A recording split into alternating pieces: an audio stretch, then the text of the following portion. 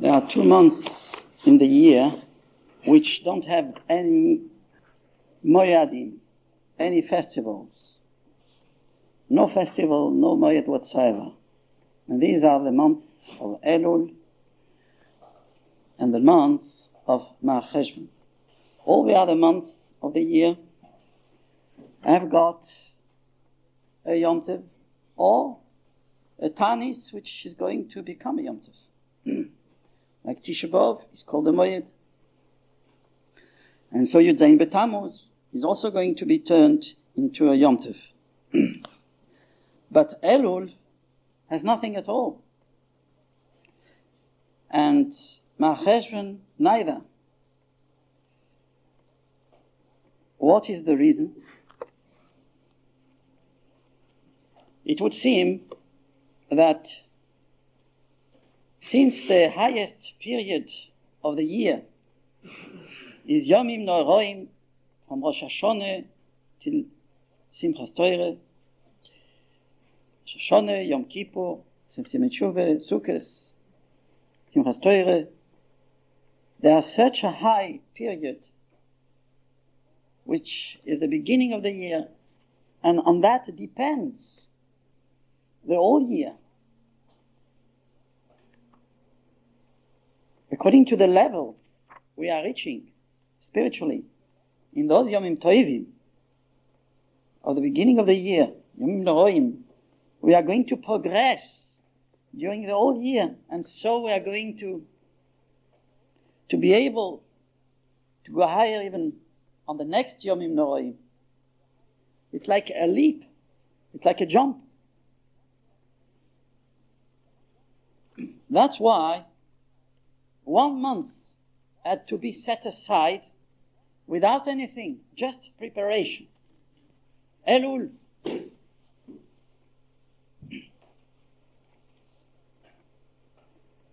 Nothing to disturb us from our preoccupation, from our achone, from our preparation to Rosh Hashanah. The whole month of Elul is set aside just for this purpose. That's why it has no other occasion of Yom Tov or Moyed. And the month of Mar Cheshvan is the month that follows the Yomim Nooroim. You call them the high festivals of the year in English. Mar Cheshvan. Mar Cheshvan, one of the big Admorim of the big Rebbes, I don't remember, it's brought down in Sefer HaToldo, I think. He says, why is it called Mar Cheshvan?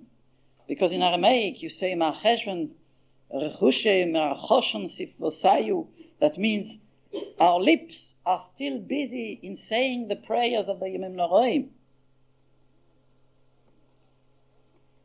The tunes are still ringing in our ears.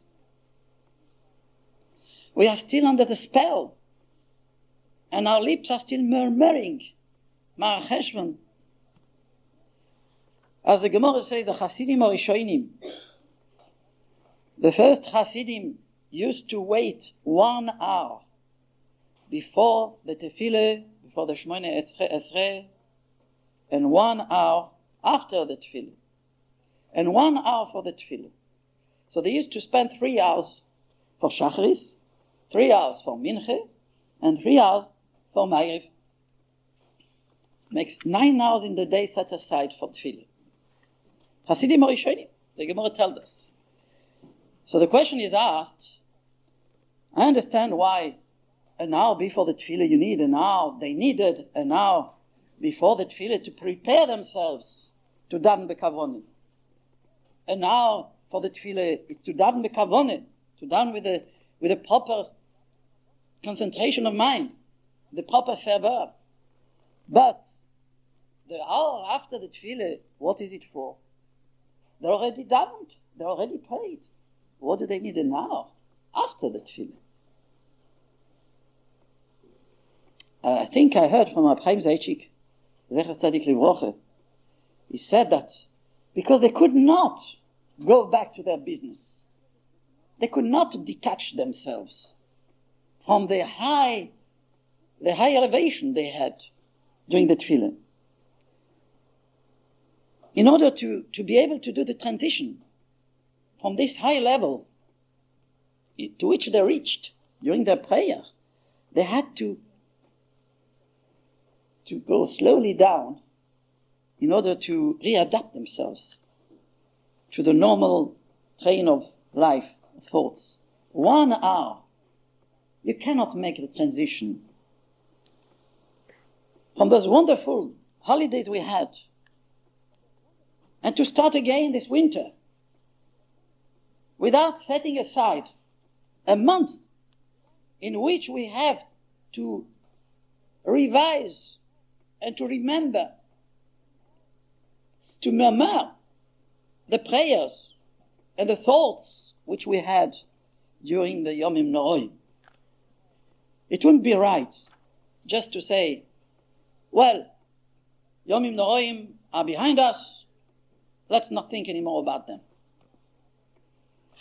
As I heard from Rabbi Osher, he told me, well over the fast, he doesn't like it. Why he doesn't like well over the fast? Because to fast well is okay, but well over the fast, as if we want to have it over and done with. Chas v'sholom. We are still banking. We are still nostalgic. When we have to go away from the sukkah, we have to tear away from the sukkah. We feel upset and sad. And there is a yirotzen which we say in the machzor. When we leave the sukkah, and the yirotzen we say, yirotzen l'fonecha, Hashem Elokai v'Elokei Avosai, that by going out of the sukkah and coming in my house, let all the malochim which I have made by the mitzvah of sukkah and the mitzvah of lulav and arba minim come into the house with me. Let those malachim come into the house with me. We want to bring the mitzvah of sukkah and the mitzvah of arba minim, of lulav and esrog, and all the high thoughts we had, which are the result, a culminating point of all the tshuva and all the Rosh Hashanah and Yom Kippur. All these malachim, we want them to go into the house with us and to keep us company for the whole year. And this month is also a month where we have to apply our thoughts of tshuva, our decisions. We all had thoughts during Yom Kippur, or before even Rosh Hashanah and Simchas Torah, Sukkot, of to make decisions for the new year. We wanted to become better. We wanted to change. And we did change. Each one according to his decisions. Each one according to his effort. HaKadosh Baruch Hu has helped us, not completely, but in a big part, he has washed away our dirt. How much? We can't tell. But that is a fact. We have been washed during Yom Kippur.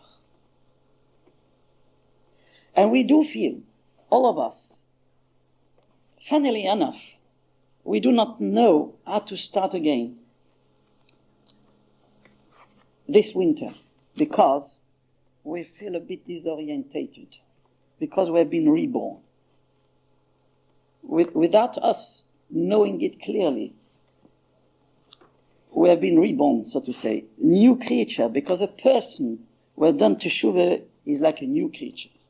And therefore we are here, and we think that we are going to start again, another winter the same as before.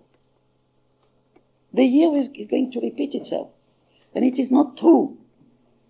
It's not the same winter. It's a new year. We are different people. And we have to start with a new way, a new pattern, a new behavior. We are not thinking the same. We are not behaving the same. We have to realize that, because it is a fact. If we do not realize it, then we will wobble like someone who is going in the street and is limping, doesn't know how to go. We have to assess this situation. You see, we make that mistake. We think we are the same people, and we have to remember how we behaved last winter. No, you don't have to remember. It's a new winter. We are new people. And now, in this new behavior, we are going to confirm that our decisions were right. So we have not finished with tshuva, in other words. Because tshuva is not just to be sorry. Tshuva is to apply our decisions. And now is the time, after Yomim Noroi, to apply our decisions. Now we are going to show that our decisions were right. They were honest. They were sincere. If we wanted to become better, if our decisions, and probably they were, to become better ben odom lachaveroi, with the people around us, with the people we deal with, usually, in our current life, then now is the time. Now is the time to prove that we are going to live up to them. And to help us in this job, we read Bereshis. We read already Bereshis. Now Noach, and then Lech Lecha. When we read Bereshis, we see that what kind of beginning in the history of the world. Terrible tragedies. It starts with Adam and Chava, who are chased away from the Gan Eden because of the Chet.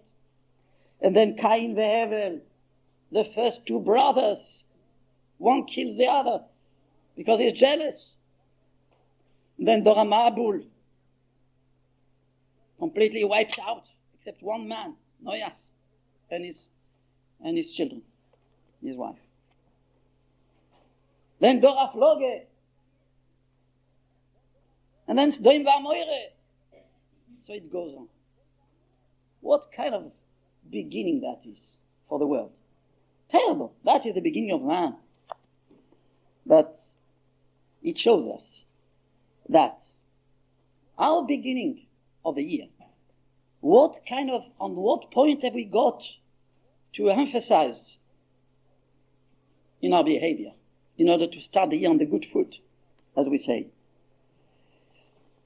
That is ben odom lachavero, the way we behave with people around us. That's why we come and read on Bereshis. In Bereshis we read about the Nochash. The Nochash was jealous. He was jealous of Adam and Chava. So he wanted to kill Adam so that, to get rid of him, and he could take Chava as a wife. Now this Nochash, in order to come to concretize, to come to fulfill his project, he brought into Chava a spirit of jealousy. He said to Chava, you know why the Rebbeinu Shalom told you not to eat from the Eitz Hadas? Because he ate himself from the Eitz Hadas to create the world.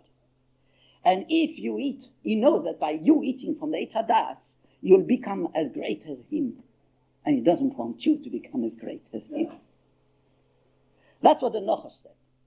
In other words, he tried to convince Chava Imenu, the Rebbeinu Shalom was jealous, so to say, jealous of his own creatures. He was afraid that the man he just created, was going to become as great as him. What is that feeling? That is a ben odom lechavero feeling. It's not a ben odom la'amokim. It's a ben odom lechavero. We are all afraid someone else is going to take my place, aren't we? What is jealousy? And that's the start of mankind. Jealousy. Nochash. The first Yetzer Hara of man was jealousy. Competition. And to compete with the Rebbeinu Shalom. V'yisem keloikim.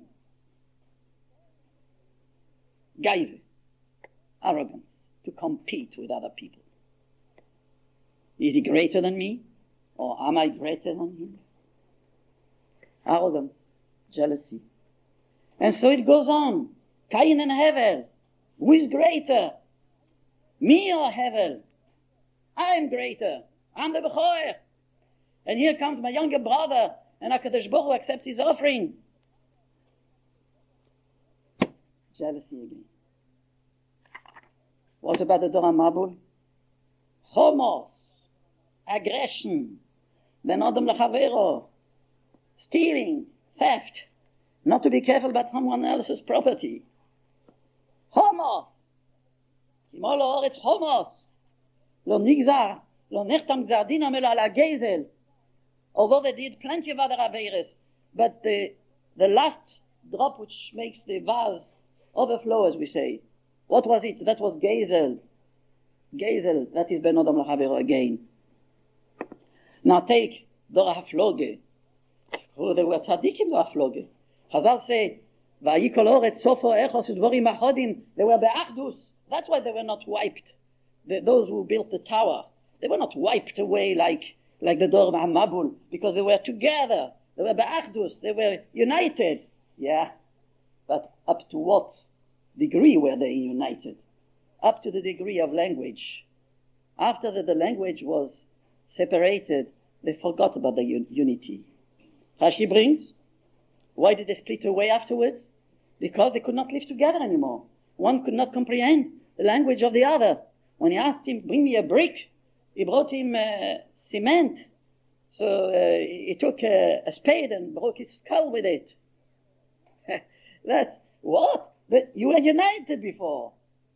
So for achas udvorim achodim, yeah, as long as it is convenient, we live together in be'achdus and b'sholem.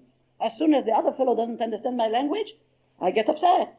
I lose my temper and I break his skull. That is achdus. Dor HaFloge. Sdoim v'amoirer. What is it? They didn't want to do chesed with orachim. That's all.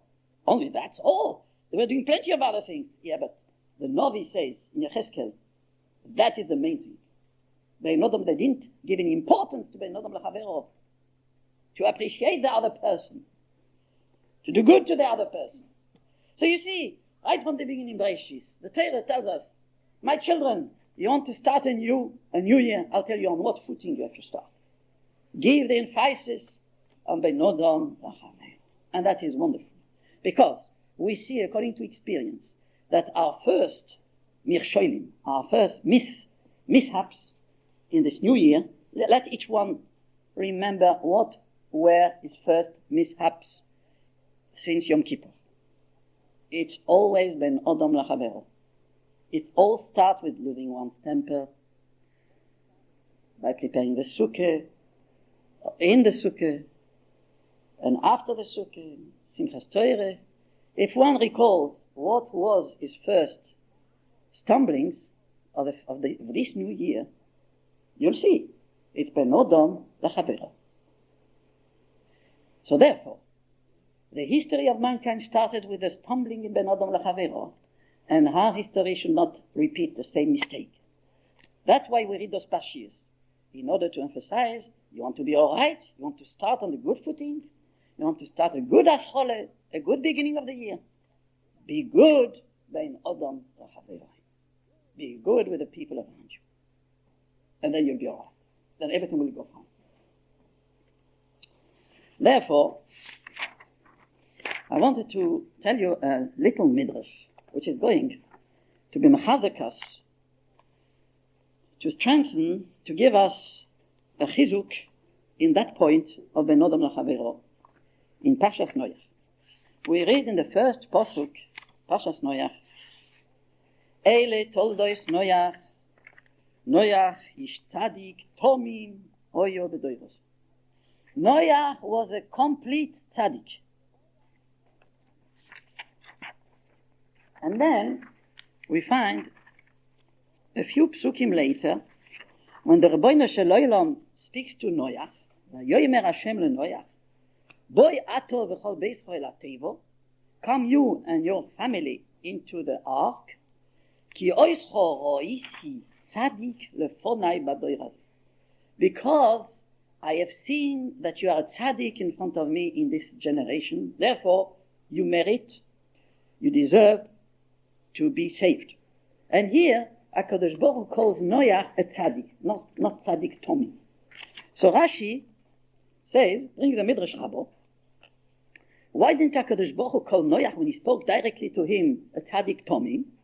Mikan she'oimrim miktas shvochoi shel odom befonov vekuloi shelo befonov.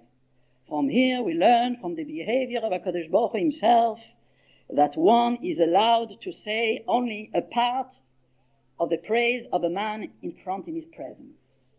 You're never allowed to say all the compliments, all the qualities of a person when you talk directly in presence of that person. Only miktas, a part of his qualities. That's why HaKadosh Baruch Hu said to Noach, I found that you are the only tzaddik in front of me. He didn't say tzaddik Tommy. But when we speak about Noach, not in his presence, Eile told us Noach. We are telling a story of Noach. It's not in his presence. We say, tzaddik Tommy, tzaddik Tommy. We say the full praise of Noach. He was a tzaddik Tommy. Rashi brings from Reshis Rabbo. It's a Gemara also. It's a Gemara in Maseches Eruvin. Daf Yutes. The reason why you are not allowed, why aren't you allowed to say all the qualities of a person? Let's take a chosen, for example. There's a special mitzvah to be mesameach the chosen, and usually we do that by telling his shvochim, or the kala. Keitzad merakdim lifnei hakala. Kalo no v'chasudo. It's a braise. It's a gemara. We say the praise of the kala. Aren't you allowed to say all the qualities of the kala? No. Miktas shvochim. Only a part of the qualities you know, but not all the qualities. Why not? Why can't you say all the qualities of a person? Or for example, you want to please your husband. Yeah? So you are going to tell him all his qualities.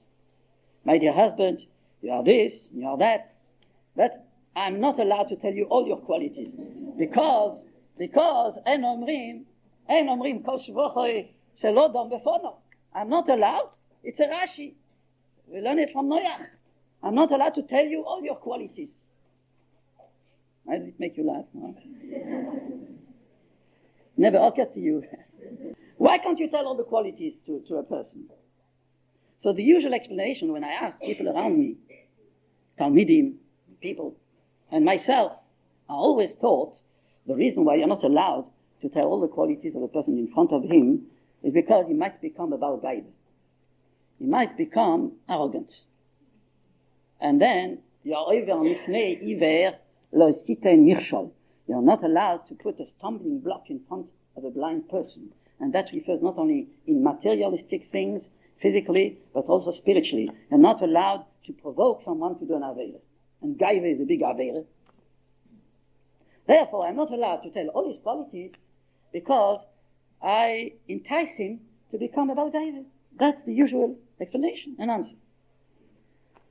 But if you look in Rashi there, this Gemara, in Eruvin, Daf Yutes, Rashi doesn't say that. Rashi says, because it looks like flattery. It looks like machnif, flattery. Yeah, you know what flattery is. Good. Why does Rashi say it looks like flattery? Why doesn't Rashi say it's flattery? Because flattery, machnif, it's only when you praise someone either by telling a lie, he doesn't have that quality, yes? And you say you have got this quality because you want to flatter him, because you want probably to get something out of him, yes? By flattering him, and you are telling him a lie, that is called flattery. But if you want to say his praise honestly because he is a good man, so it's not flattery. That's why Rashi says, nire, it looks like flattery. And that's the reason he gives. Good. One has to understand. Still, if it looks like flattery, so why part of his qualities is allowed? part of his praise, you are yes allowed. Why doesn't it look like flattery? Because that's the done thing. To say you are a good man, you are Baal Chesed, that's it, good enough. That is, I want to appreciate, to show you my appreciation. Doesn't look like flattery. That's what Rashi says. But when we read in the Bereshis Rabbah, Midrash, it's a Midrash that, in Bereshis Rabbah, I'll read to you this little Midrash, and it becomes a bit harder to understand then. The Midrash Rabbah says like this: Ki ois choroisi tzadik. The Rabbeinu Shel Olam said to Noach, because I've seen that you are a tzaddik, it doesn't say Tommy. Omar Rabbi Elazar ben Azario, motzinu she'oimrim miktas shvoch shel odom befonov v'kulo shelo befonov. The same as we have said before, like Rashi says, but then it goes on and it says, Rabbi Elazar ben Shel Rabbi Yosef Aglili Omar. Rabbi Elazar, the son of Rabbi Yosef Aglili, says, motzinu she'oimrim miktas shvoch shel mi she'omar v'hoyo oilom befonov. The same applies to the Rabbeinu Shel Olam. When we speak to the Rabbeinu Shel Olam in his presence, then we are only allowed to tell a part of his praise. From where do we learn? Sheneema, because it says in Tehillim, Kapitel Samach Vov, Imru leloikim ma noiro maasech. Tell the Rabbeinu Shel Olam how old are your mice, are your deeds. How terrible are your deeds. I don't know how you say in English. Awful. Don't say awful. Awesome. How awesome are your deeds. This is a person in telling. Imru leloikim ma noiro maasech. How awesome are your deeds. So that is a part of his praise. We don't understand here. By Noach, I understand. Also, tzaddik, not Tommy. It's a part of his praise. But ma noiro maasech, how awesome are your deeds. That's only part of his praise. Don't understand. Then he goes on. But shelo befonov, when it's not in his presence of HaKadosh Baruch Hu, then we say all his praise. How? From where do we learn it? It says in the Pasuk, Hoidu Lashem ki toiv ki lo'olam chazdoi. We say in the Hallel, yes? Hoidu Lashem ki toiv ki lo'olam chazdoi. Thank the Rabbeinu Shel Olam because he is good, because his charity is forever. That is kol shvochi. That is all his praise. Now you see, you notice the difference. Why is it called shelo befonov here? Because here we speak at the third person. Hoidu Lashem ki toiv ki lo'olam chazdoi. Because his charity is forever. His charity. I'm not speaking to the Rabbeinu Shel Olam, you, at the second person.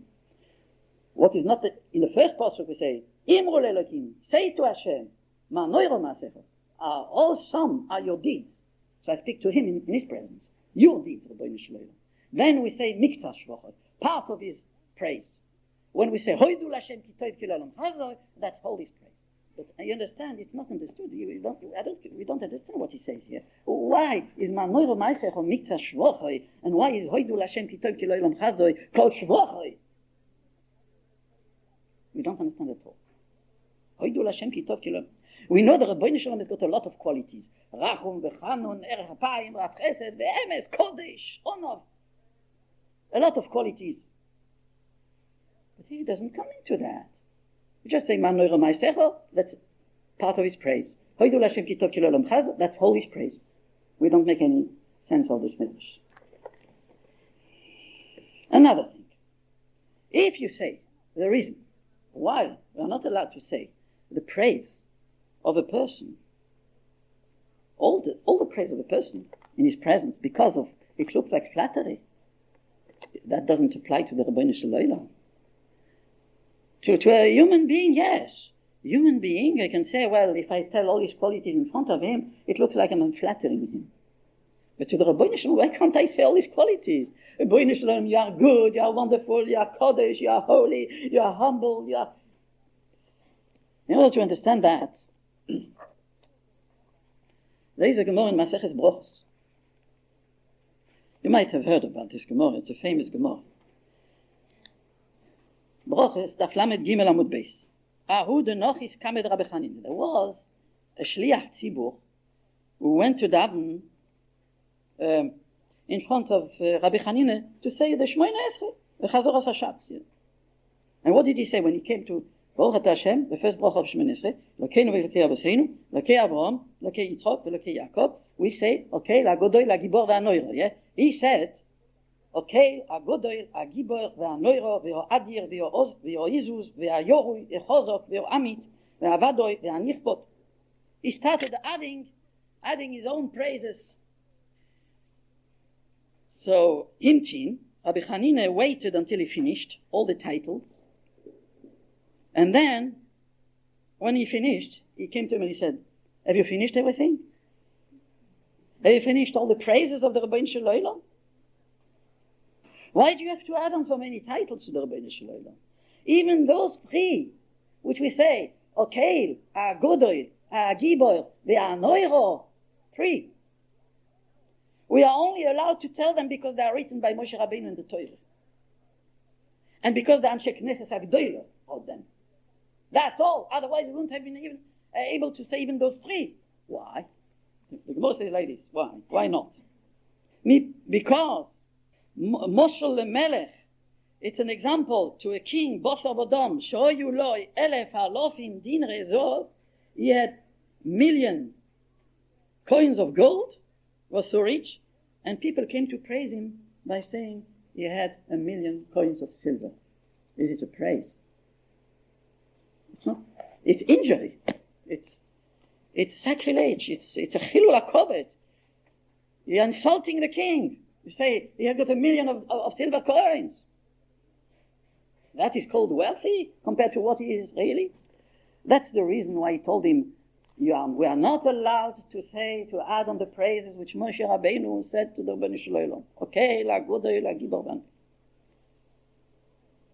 It's like someone would say, Moshe Feinstein, Zecher Tzadik Rosh, such a great God, he could learn Mishnayos. Or in Yochumesh Rashi. Chas v'sholom. That is the reason why we are not allowed to add on the praises of the Rebbeinu Shel Olam. So therefore we could say like this. Ma'anoiro ma'asecho. Imru le'eloiki ma'anoiro ma'asecho. Tell to Hashem how awesome are your deeds. That means, miktas shvochei. That means, your deeds are so awesome, I cannot even tell them. That's the pshat. It doesn't mean that is miktas shvochei. It doesn't mean that is the part of his praise. That means, you know why we only are allowed to say, okay, la godei, la gibor, va'anoiro to the Rebbeinu Shel Olam, only parts of his praise.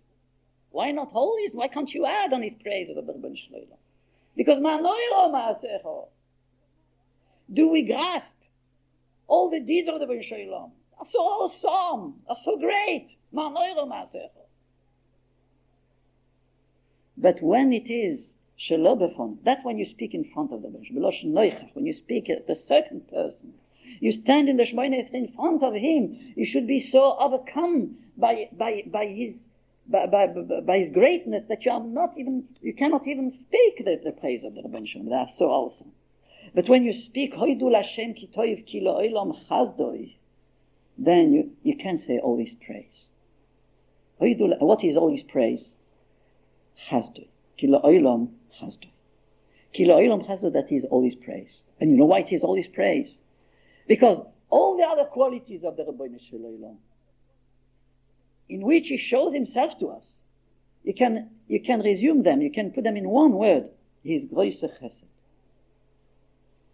All the behavior, all the midas, into which we perceive the Rebbeinu Shel Olam, through his deeds, it boils down to one point, that he created the wonderful world to do us chesed. Hoidul Hashem ki toiv ki lo olam. And that's why the Torah starts. Chazal tell us, the Torah starts with Gemilus Chesed, and it ends with Gemilus Chesed. It starts with Gemilus Chesed. Rebbeinu Shel Olam was the first Shadchan. He made the Shidduch for the Mauritian, Achnosos Kalo. and it finishes, the Torah finishes with Gmilus Chesed. He was Chevre Kadisha for Moshe Rabbeinu. Gmilus Chesed Shel Emes. Vayikbor Oso Bagai. That's how the Torah ends up. Rabbeinu Shalom. He was the first Goimel Chesed. He's the last Goimel Chesed. So, Hoidu Lashem Ki Toiv Ki Lo Elam Chazdo. And you're not in his presence, you can tell all his shvachim. And you're not diminishing his praise, because all his praise is in that word. Ki Lo Elam Chazdo. Now, to come back to Noach.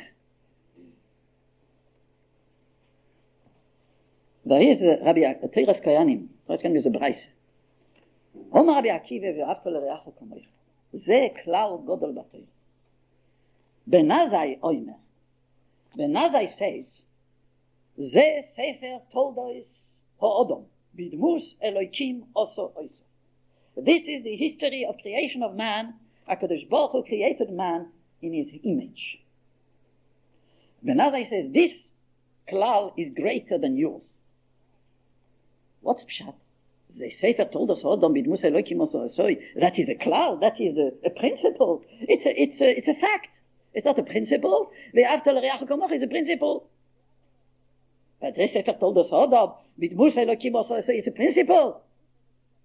That's the King Balei HaTosfos on this pasuk, capital Hey in Bereshis, says it's a principle because if you say like you say, Rabbi Akiva, like yourself, love thy neighbor like thyself, as we say in English, then if I'm not makpid on my honor, I don't care about my respect, self-respect.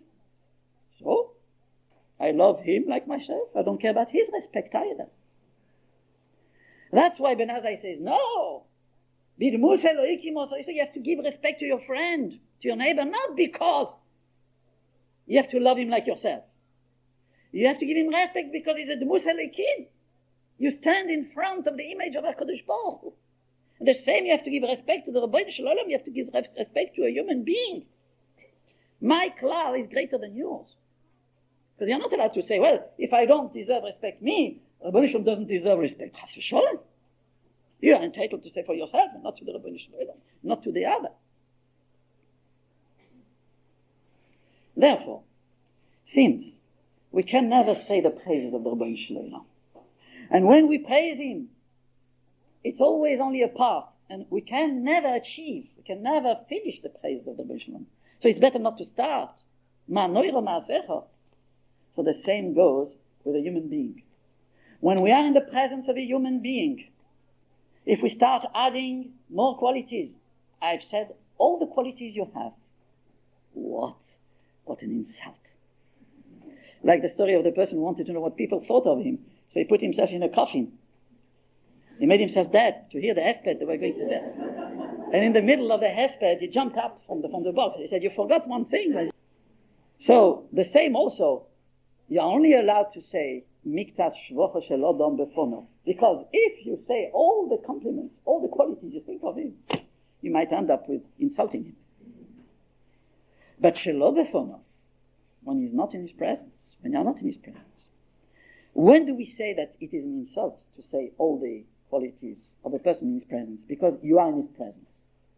Yeah, I forgot to tell you what the Daz King Balei HaTosfos says. It's a point which is needed here. Because he says, and what's the difference, Dmus Elokim? You are not the Dmus Elokim yourself. It also comes back to Rabbi Akiva. Because I'm also a Dmus Elokim, and I do not want respect for myself. So I might as well not give respect to the other. He says, no, it's not the same. Your Dmus Elokim is not the Dmus Elokim of your neighbor. You know why? Because your Dmus, says Daz King Balei HaTosfos, you don't see your Dmus. You are yourself. You don't see yourself. But the other person is in front of you. And therefore, you are overcome. You should be overcome by his Dmus Elokim. It's like when we always say when some people that don't like their own cooking, when they come to the others, then they appreciate. So it is also with Dmus Elokim. You own the Dmus Elokim, you don't appreciate so much because it's you. But when you stand in front of someone else, then you should be so much aware that person is a Dmus Elokim that you might insult him by saying, I've said all the compliments I can say on you. But when you are not in his presence, then it doesn't matter so much. If you tell all the qualities you know, that is all right.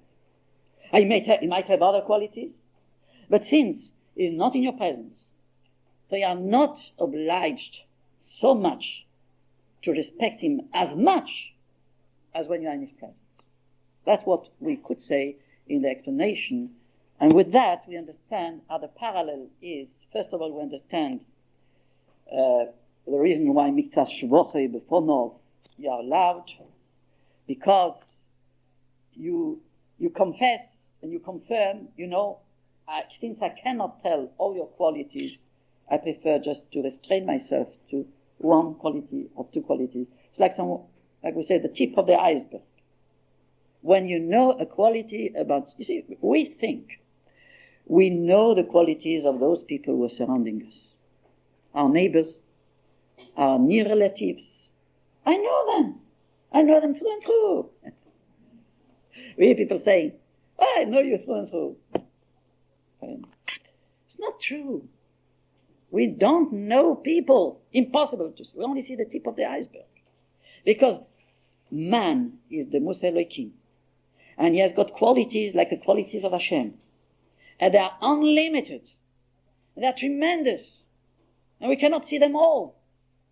And therefore, by saying all the qualities, that can be an insult. The same that it is an insult to the Rebbeinu Shalom. That is the reason we might say, why Miktas Shvochei Befonov, in front of him, we only say Miktas Shvochei, and Shelo Befonov, when he's not in front of us, we can say all the Shvochim of that person.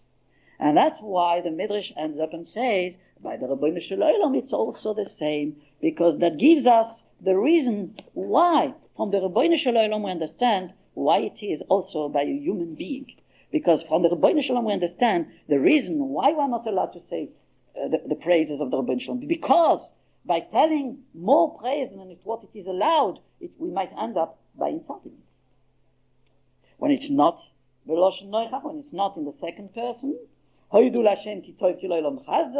is all right, because that is B'loshen Nister, and by saying that, we are telling all the qualities in that word, all the qualities which the Rebbeinu Shalom has, and we don't know, but it all boils down in the Chesed, because that's all what we perceive from the Rebbeinu Shalom. It comes down to that quality of Chesed. Therefore, here we find what should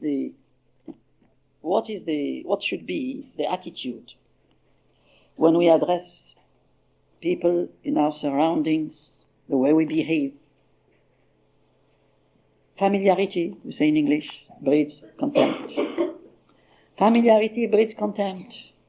We know that by being used to a person, when there is a guest, for example, we honor him so much, and then we get used to that guest, we get used to our near family, and then we think, why don't we respect them so much? Because we think we know them. A guest we don't know. We can only think good things about the guest. He might be this, he might be that, and he gives a good impression. But when we are surrounded with the people we know a long time, then we think we know them. And it's not untrue. If you look for qualities, you'll be surprised. You'll be surprised. Because usually we always tend to give to the others the same faults that we have. As Shlomo HaMelech says in Mishle, the idiot, when he goes in the street, he tells everybody else he's an idiot as well. Why should he be better than I? But that's not the right way to think.